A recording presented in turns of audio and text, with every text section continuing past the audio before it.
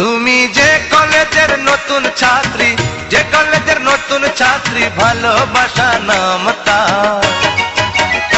আমি বিগত 10 বছর যাবত সেই কলেজের প্রফেসর, বিগত 10 বছর যাবত সেই কলেজের প্রফেসর।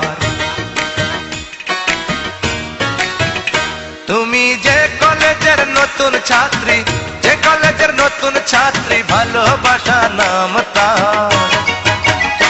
আমি বিগত 10 বছর যাবত সেই কলেজের প্রফেসর, বিগত 10।